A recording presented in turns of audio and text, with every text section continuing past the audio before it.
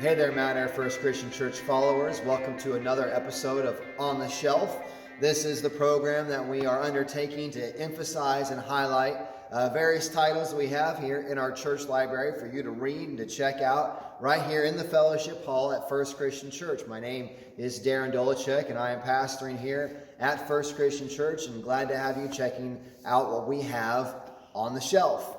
And for this episode, I want to highlight a very interesting or beneficial area of Christian literature, and it is the genre of biography. And they're wonderful books to read to give you snapshots of different eras of history, how Christians in the past have handled themselves, and the different costs that they have paid to further the kingdom. And they can be very inspiring and very informative, just illuminating various takes on the Christian walk in this life. And we have a section up here on this row of our library that is our biography section. And one of the titles that we've had here at the church for a long time is this classic work called Here I Stand, which is Roland Bainton's classic biography on Martin Luther.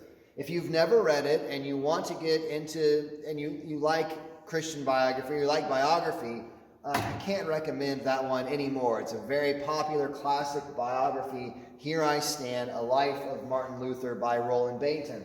However, what we've also added in our library is this section up in the corner called, it's a long line of Godly Men series. And we have 4 of them of the collection. We don't have the whole collection, but we have biographies on John Calvin, Jonathan Edwards, Martin Luther, and this one on William Tyndale.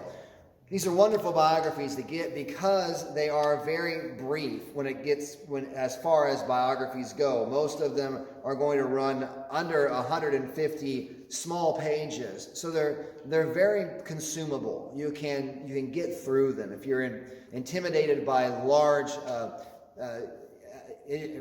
writings on people's lives, I mean, they can be multi-volume works on various figures from Christian history.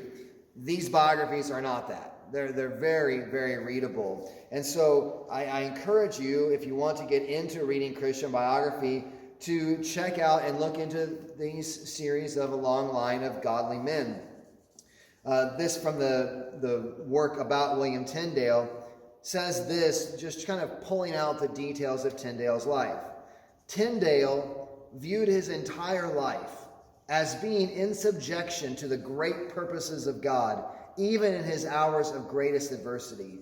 As he carried out his daring mission, these truths emboldened Tyndale to take great risks with his life in order to fulfill what he believed was God's will.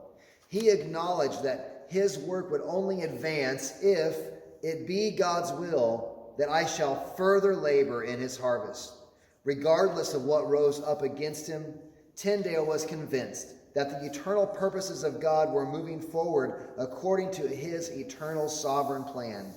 With strong, passionate reliance upon God, Tyndale pressed on in his work with mounting confidence in the overruling providence of sovereign God.